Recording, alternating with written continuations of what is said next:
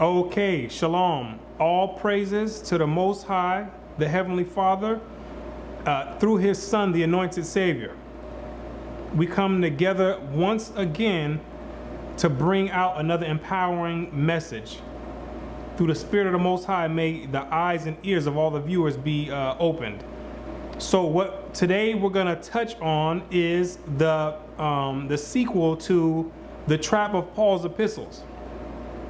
The Most High, through the Spirit of the Most High, it was revealed on how we have to be cautious when we're dealing with Paul's epistles. Because a lot of those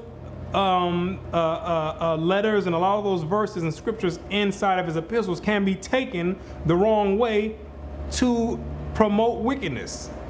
So that's what that video was to show you, that how you have to be wary of how you interpret those letters. But of course, there's always people out there that are more subtle than any beast of the field, and they're always trying to catch more people and bring them to the wickedness or to the dark side. So with this video, we're going to put an end to all misunderstanding regarding the epistles of Paul, because you're going to find out in this video that you have to make a choice. There's going to be no more room for open discussion once we finish this video. There's no more open discussion after we do this. You're going to have to pick sides on who's lying, because you're going to find out somebody's lying. Somebody's lying, and you're going to have to pick. And whoever you pick, your decision and what you go forth and do is going to have to reflect your decision. We can't have it both ways. That's what we're going to find out. It's either Paul's lying or the Christian church is lying. The modern day Christian church, Christianity. Somebody's lying. That's what we're going to find out. So without further ado, let's get right to it. And then you're going to have to make a choice. I'm Brother Yerushalayim. This is the Bible Unlocked. Paul versus Christianity. Somebody's lying. Acts 21 verse 18. And the day following, Paul went in with us unto James, and all the elders were present. And when he had saluted them, he declared particularly what things God had wrought among the Gentiles by his ministry. So now the setting is we have Paul getting together with James and the elders, and he's giving them a report on how his ministry is going with the Gentiles. And he's letting them know that there's been a lot of conversions among the Gentiles. Follow me. And when they heard it, they glorified the Lord and said unto him, Thou seest, brother, how many thousands of Jews there are which believe, and they are all zealous of the law. Now we have the elders telling Paul their report, saying, can you see how many thousands of Jews there are which believe on Christ? That's what it's referring to. And in addition to that, believing on Christ, they are all zealous of the law. Because you had to have both of them. That's what the disciples of Christ understood. I don't know about today in this modern Christianity, but according to the ones who walk with Christ, you needed to believe and be zealous of the law. You needed to keep God's commandments and believe on Christ. So now they're giving the report back to Paul. So this is what the scenario is that's going on. And they are informed of thee that thou teachest all the Jews which are among the Gentiles to forsake Moses, saying, they ought not to circumcise their children, neither to walk after the customs. And these Jews that believe and keep the law have been hearing these rumors about you, Paul, that you're teaching Israelites that are among the Gentiles that they don't have to keep none of the commandments. You're going to find out that this is the same accusation that the modern Christian church is saying. It's the same thing that Paul's about to go through right now in his trial that we're going to go through. People have been hearing that this brother Paul is going around teaching some Roman Catholicism, that we don't have to keep the commandments. We've been hearing, brother, that you teaching this Christianity, this modern day Christianity, this Roman Christianity. That's basically what it's saying in a nutshell. Is that what these brothers have been hearing? What is it therefore? The multitude must needs come together. for they will hear that thou art come. The multitude is going to hear that you have come into town, and they're going to want to know what's going on. They're going to want to confront you. You're going to have a lot of people that's getting ready to come. Do therefore this that we say to thee. We have 4 men which have a vow on them. Them take and purify thyself with them. We have 4 men that have a vow on them. What is this vow? It's talking about a Nazirite vow. You read about this in Numbers, the 6th chapter, showing you that the disciples of Christ were still keeping the law after his death. I'm not sure where these people are coming up with this stuff, that as if everyone just start being lawless after Christ's death. They were still keeping the law. 4 men have a vow on them. They're telling Paul, take these men and purify thyself with them. Because you're going to read in Acts 18 verse 18, Paul already had a vow on him as well. Paul took a vow already in 3 chapters, 3 chapters prior. So they're telling Paul, you have a vow already? We have 4 other men that have a vow already. Take these men and purify thyself with them, and be at charges with them, that they may shave their heads, because part of the vow is letting your hair grow. You can't let a razor touch your head. So that's part of the law that Paul was keeping, and the other 4 men were keeping as well. So he says, take them, and the purification process, when they're getting ready to end the vow, then they shave their head to signify the purification. And it says to be at charges with them, meaning Paul is in charge of paying for these people's sacrifices. Because there's a sacrifice, as we'll keep reading, that goes along with this vow. And Paul was to be the one to pay for it. And all may know that those things whereof they were informed concerning thee are nothing, but that thou thyself also walkest orderly and keepest the law. And when Paul did this, it was supposed to show the people, the multitude that's coming together to check him out and see what he's teaching. It was supposed to show them that Paul is a law keeper. And Paul's not running around teaching people you don't have to keep the law. That's what they were telling Paul to do. He said, you need to do this, brother. So these people, when they come, they say, okay, well, this must be some misunderstanding that we have. This brother's really teaching the law, teaching the commandments, and he's following the commandments. And notice that they didn't even ask him, is this true, this accusation we've been hearing? Because they knew that this wasn't true. So it was no need for them to even ask him. They just said, listen, this is what we heard, and this is what you need to do. They didn't even ask him, well, is this true that you running around wild teaching that people can be lawless since Christ died? Now, let's continue reading and see what happens. As touching the Gentiles which believe, we have written and concluded that they observe no such thing, save only that they keep themselves from things offered to idols, and from blood, and from strangled, and from fornication. So the elders say, unto the Gentiles, we told them that they didn't have to keep all the law. And then he gives the list on the things that they concluded that the Gentiles had to keep. We told them that, but the Israelites, nobody ever wrote that the Israelites or been teaching that the Israelites don't have to keep the commandments. Now let's find out what Paul says after the elders have brought this accusation up. Let's find out if Paul's going to whip out a Galatians 3 verse 24, or let's find out what he's getting ready, what his response is into this accusation being brought forth. Then Paul took the men, and the next day, purifying himself with them, entered into the temple. Wait, you telling me Paul didn't whip out a Romans 10 verse 9? All you have to do is believe? You telling me Paul didn't stand up and say, hold on. You know what, elders? I'm going to be honest with you. I am running around teaching we don't have to keep the law. And this is why. Romans 10 verse 9.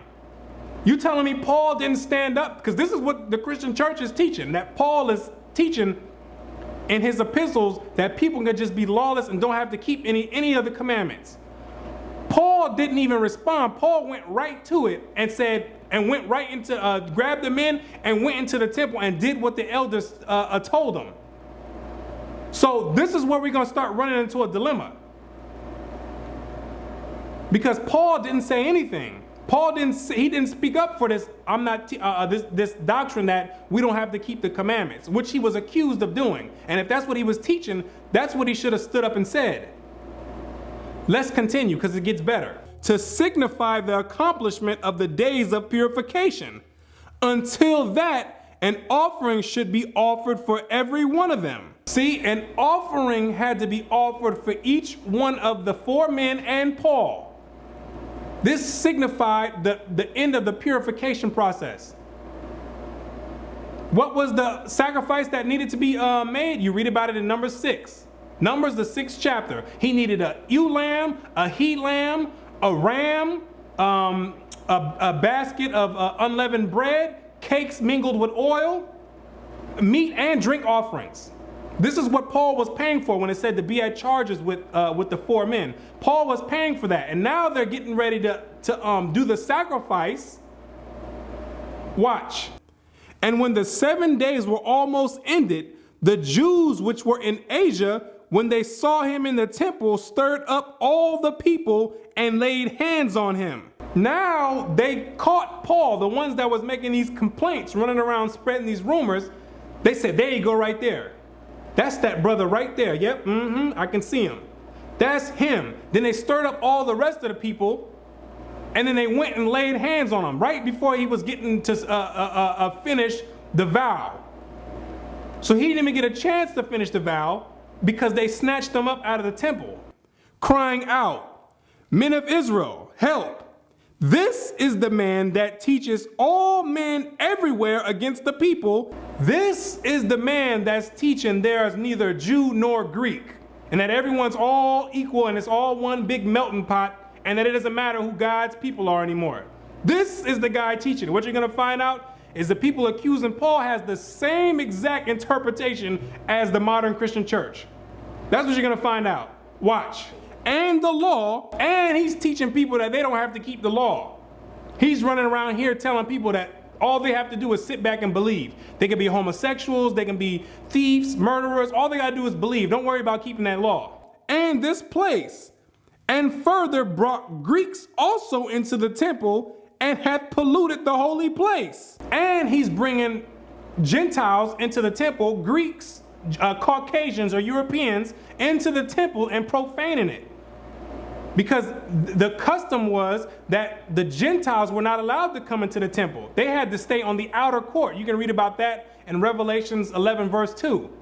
The outer court was for the Gentiles. The Gentiles can't come into the temple, to the inner court of the temple.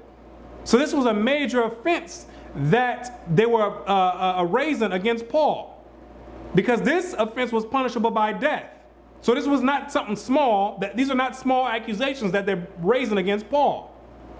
They said, this is the man that's doing this. For they had seen before with him in the city Trophimus, an Ephesian, whom they supposed that Paul had brought into the temple. Because they saw Paul in an earlier instance, a few chapters back, with an Ephesian or a Gentile, natural Gentile, Trophimus, and they supposed that he brought this Gentile into the temple. They supposed. They didn't see it. They supposed. But Paul knew better than to bring Gentiles into the inner court, because that was punishable by death. And all the city was moved, and the people ran together, and they took Paul and drew him out of the temple, and forthwith the doors were shut. And they drew Paul out of the temple, snatched him by his afro and everything, grabbed him straight up out of the temple, say, "Come on over here. You the one who's been doing this. Come on out." Now, let's continue going on further, and we're going to find out that Paul's going to get put up on trial for this indictment. And we're going to find out what Paul says about it, if these accusations are true or if they're not. Let's go. Acts chapter 24, verse 1. And after 5 days, Ananias the high priest descended with the elders, and with a certain orator named Tertullus, who informed the governor against Paul. So now we have Paul in front of the Roman orator, who's now telling the governor all the indictment charges against Paul and why he's being brought up on these charges. Verse 5. For we have found this man a pestilent fellow, and a mover of sedition among all the Jews throughout the world, and a ringleader of the sect of the Nazarenes, who also have gone about to profane the temple, whom we took and would have judged according to our law. Because they're saying that Paul is running around causing uproars. He's seditious. He's a pestilent fellow. And that this brother is just problematic. So we need to find something to charge him with, because he's running around causing all these problems. But the chief captain Lysias came upon us, and with great violence took him away out of our hands. Then Paul, after the governor had beckoned unto him to speak, answered, For as much as I know that thou have been of many years a judge unto this nation, I do more cheerfully answer for myself. So now finally, after all this ruckus, Paul's standing in front of the governor, and he's finally, for the first time, getting his chance to finally say something. He says, I'm going to answer for myself. So it doesn't matter what anybody else is talking about right now. All the accusations that's being brought forth, we're going to find out what Paul says out of his own mouth. We're going to find out if Paul was teaching you don't have to keep the commandments, or if they were lying on him. Let's find out from the horse's own mouth. Because that thou mayest understand that there are yet but 12 days since I went up to Jerusalem for to worship. And they neither found me in the temple disputing with any man, neither raising up the people, neither in the synagogues nor in the city. Neither can they prove the things which they accuse me. So Paul says, 12 days ago I was just at Jerusalem worshiping. And they, meaning these Jews that's accusing me, they saw me there. And I wasn't disputing with anyone. I wasn't bothering anyone. All these claims that they're bringing forth, he says they cannot prove. Trying to say that I've been teaching that no one has to keep the laws and the customs of the Jews, he says these people cannot prove. But this I confess unto thee. But this is what I'm going to say to you. This is my confession.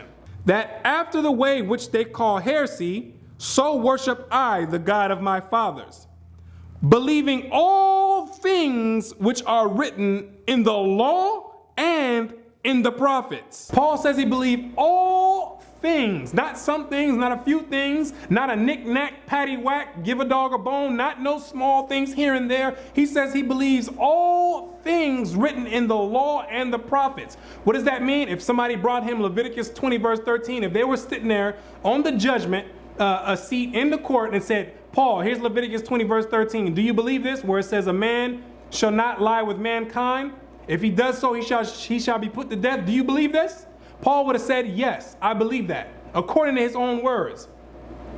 In the prophets, if somebody would have brought him Isaiah 14 verse 1 through 2, and said, where it says that all the enemies of Israel are going into captivity, Paul, do you believe this? He would have said yes.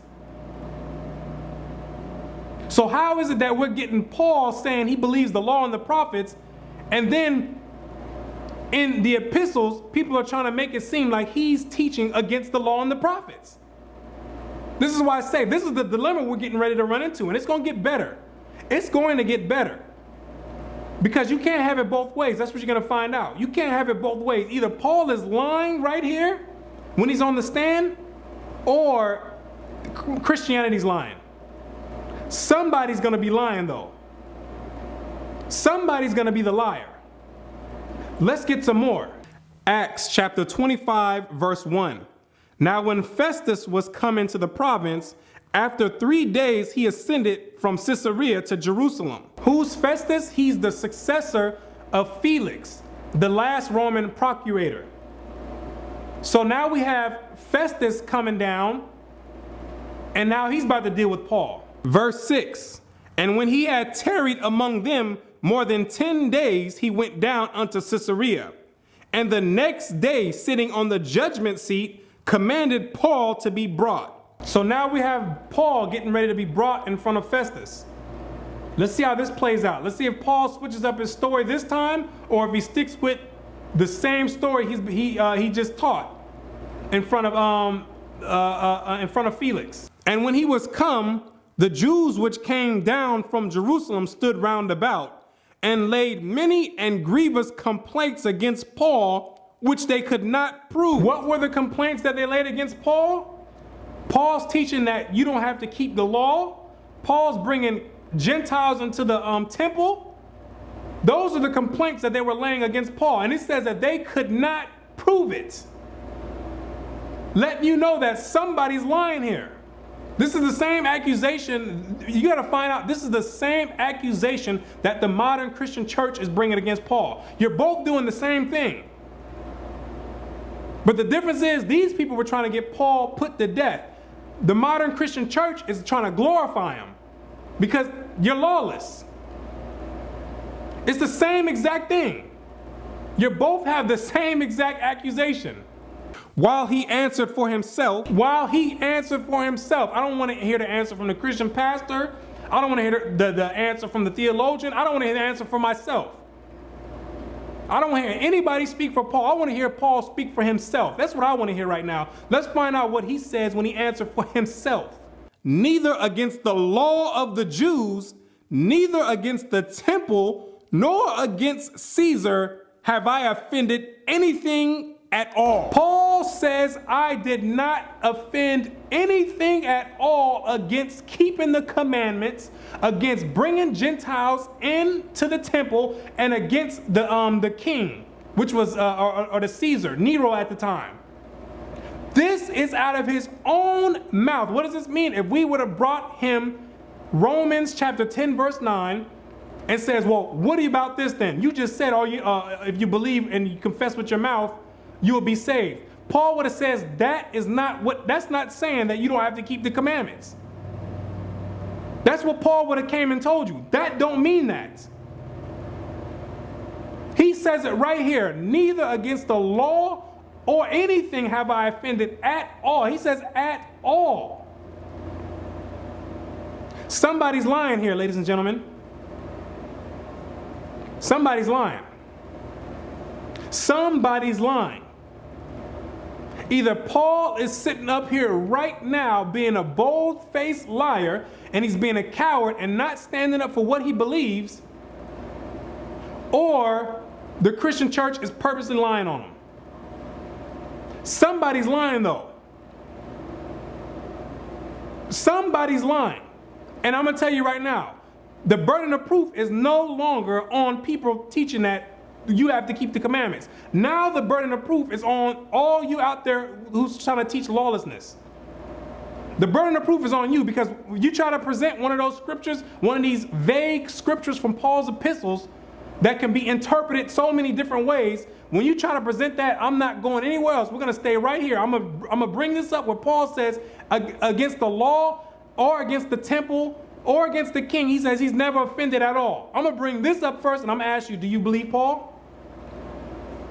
That's my question. Do you believe Paul? Do you believe Paul when he says this?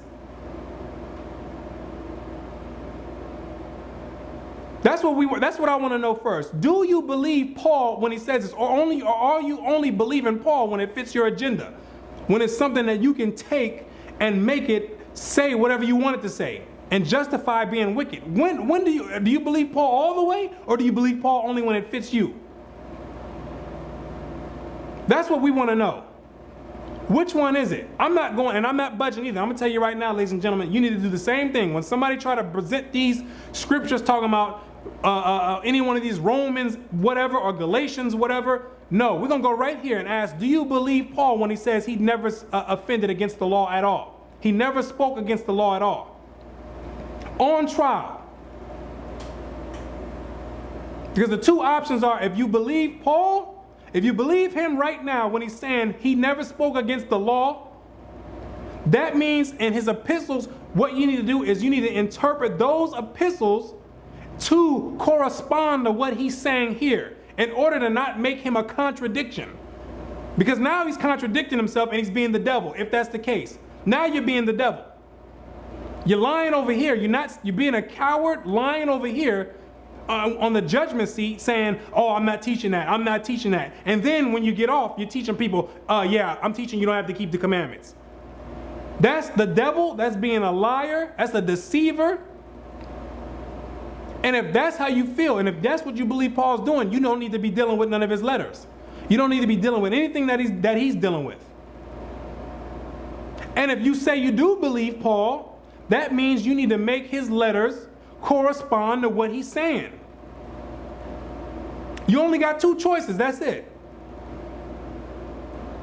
You only got two choices. And some people out there are just so wicked that they'll say they don't believe what he's saying here and still use his letters for doctrine. When it's dealing with your soul salvation, you don't need to be dealing with discrepancies like that. Well, when he's lying here and telling people, he's lying to the people here, but then he's telling people something else over here. You don't need to be dealing with people like that, if that's how you feel the situation is. So you got a choice to make. You have a choice to make. Nobody wants to deal with this on Paul on the trial. Nobody wants to deal with this. Everyone want to skip over this where Paul is blatantly he's flat out telling you, I'm not speaking against the law. Somebody's lying, ladies and gentlemen.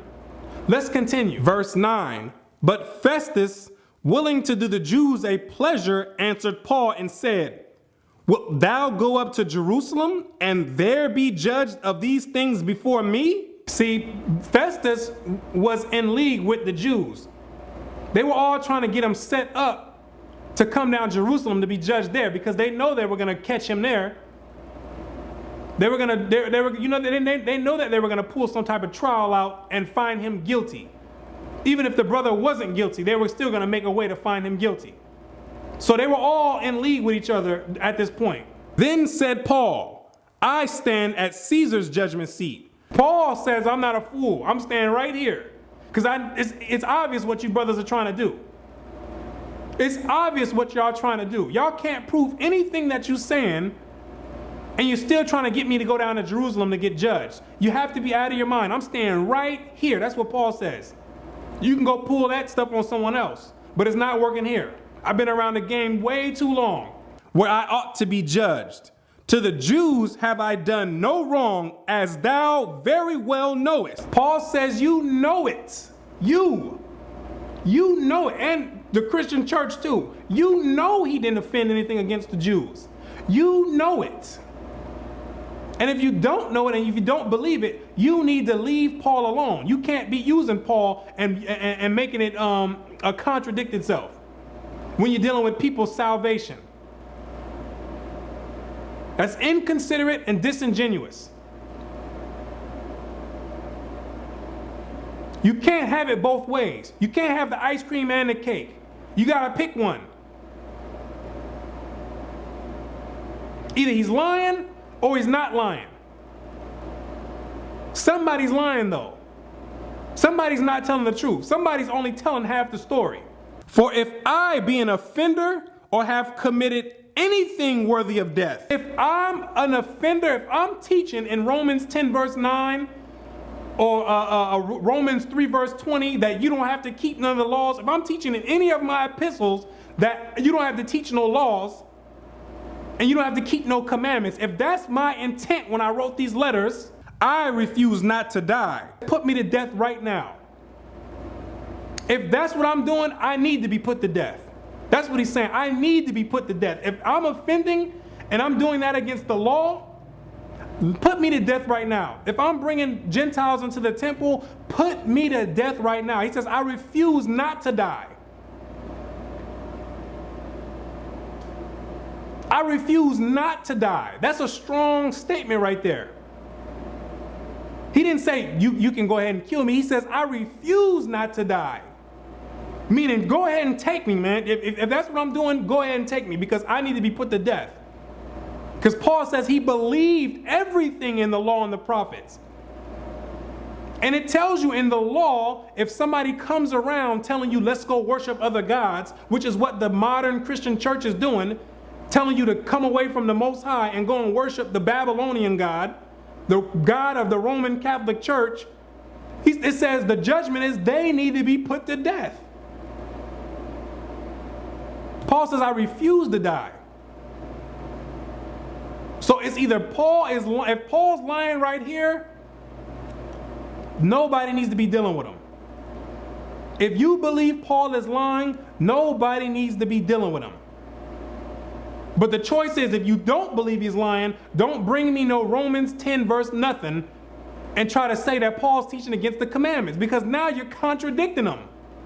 You're doing the same thing that the Jews were doing back then to him, trying to catch him up and falsely accusing him. You're doing the same thing. You're doing the same exact thing. You're no different. And Paul is going through a rough, stressful time right now, trying to clear his name from these people accusing him. And then now you got 2-point-something billion people doing the same thing. It's amazing how it works, doing the same thing. But if there be none of these things whereof these accuse me, no man may deliver me unto them.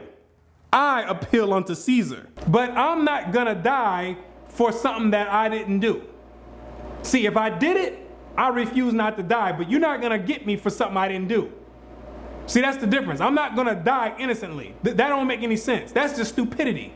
I'm not gonna volunteer myself to be put to death if I'm not doing it. So once again, if they brought him Ephesians, anything, Galatians, anything, any one of those scriptures in his epistle and said, what about this right here, brother? You just said right here, we're not justified by the law, we're under grace. What does that mean? He would have said, that does not mean you don't have to keep the law. That's what he would have said. And then he would explain to them what he was saying or what his intent was. He says, I'm not dying like a dummy. You're going to have to bring up some legit accusations and be able to prove them if I'm going to willingly get put to death. That's the story of Paul, ladies and gentlemen. That's Paul's conclusion of the whole matter. That's what Paul says out of his own mouth. Paul says, I'm not teaching against the commandments. These people are accusing Paul of teaching against the commandments, but Paul out of his own mouth is saying, I'm not doing that. So we got two choices to make, and nobody's going to get off the hook with this. We're not going anywhere else. I'm telling you, I'm dead serious with this. We're not going anywhere else. I want to know what you believe. I want to know if you really believe Paul. This is where you're going to uncover all these hidden demons that's inside of people. They're going to start coming out and manifesting themselves. And trust me, I've seen it already. You think people believe in the scriptures and believe in the Bible one moment, then once the truth start coming out, all of a sudden they don't believe anymore. All of a sudden the book is full of myths, full of fairy tales, and all this other extra stuff. They don't believe anymore. I've seen it personally. Because that's what the truth does. It start digging demons out that are laying dormant within you. Because there's a lot of demons that's getting ready to come out now that there's no way, there's no back door to run out of on this now. Because now you're trapped in a corner. See, that's how the Most High is giving the wisdom out in these last days, where we're going to have to make decisions. Your faith is going to have to be tested. What you believe in is going to have to be tested. There's no escaping it. What do you believe? What do you believe? Because if you believe Paul is telling the truth, I don't want to hear about you saying anything about Paul said we don't have to do this. No Colossians 2:16 or any of that stuff. Interpret it the way it was meant to be interpreted, to reflect what he said here on the judgment seat. And if he's lying, you don't need to be following him. If you believe he's lying, you don't need to be following him. Who's going to be following a coward? Who's going to follow a coward? All the other prophets got put to death for this word, standing up firm for what they believe in. Paul is not exempt from that.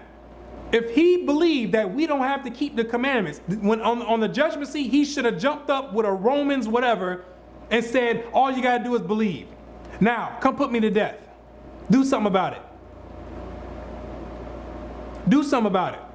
That's what I believe in. I believe Christ died on the cross for everyone else to be lawless. And we don't have to keep no commandments. All we got to do is believe. Do something about it. I'm willing to die right now. That's what we should have seen in this trial. That's what we should have seen Paul come out and do. But he didn't do that. He didn't do that. He spoke, the way he formatted his speech was in league with everyone else in the scriptures. All from Moses all the way on up to Christ. And all the other elders that were telling him that the Jews believe and they keep the law. That's how he formatted his rebuttal to the accusations that they were bringing forth. Which makes me say, okay, well, I'm going to take this brother's word for it. I'm going to take this brother's word for it, because truth be told, no one could. That's all you can do is take his word for it. We can all his epistles are. There's many interpretations that can be put on those. Why? Because we don't have the records are incomplete. We don't have what the churches wrote to him. We don't have all of the letters that he wrote. All we have is one form of communication. We have one form or one prospect of the communication being taken place. We don't have the letters that he wrote back or that they wrote back to him. We don't have the letters. And when you read 1 Corinthians chapter 7 verse 1, it tells you that he's responding to a letter. He says it's a response to the letter that they wrote to him. Well, where's that letter at that they wrote to him? So we don't have the full conclusion of what's going on. So people claiming to be some expert on Paul. You're not some expert on Paul. You can't be an expert on something that you don't have. You can't just chime in halfway through the conversation and think you know everything that's going on. The fact is, we don't know what's going on. Paul wrote 4 letters to the Corinthians. How many do we have in the scriptures? We got 2. We got 2 letters out of 4. And someone jumping in talking about they think they know everything. No, that's not the way it works. It doesn't work that way. So the only thing we can do is go off of what the brother said. At least that's what I'm going to do. Because I'm going to be honest with you. There's brothers out there that have a strong case saying that Paul is lying. And it's a solid case. I'll be unbiased with it. I'll tell you the truth. I'll be objective. They have a strong case. The Christian church has a case, but the Christian church is minute to what other brothers who actually study the scriptures. They have a strong case for it. But I'm not going to go with that, because I'm not going to take the risk of him telling the truth. I'm going to take his word for it, and that's how I'm going to interpret his epistles. I'm going to interpret his epistles to not defame his name as the other Jews and all other Christianity is doing already. I think that's unfair for someone to do. But the difference is, the brothers that teach that he's lying, they don't deal with the epistles of Paul. That's the difference between them and the Christian church. They say we're not dealing with it at all. We're going to stick to what we know and what's clear versus going to something that's not all the way clear. So, ladies and gentlemen, we got a decision to make. I'm going to tell you that right now. There's a decision to make. That's all I want to hear. What do you believe? I don't want to hear no other scriptures. What do you believe? Do you believe Paul? Is Paul telling the truth, or is he lying? And then after you make that decision, everything else that you bring out with Paul better reflect that decision. Until next time, we give praise and honor to the Most High. I'm Brother Yerushalayim, and I say, Shalom.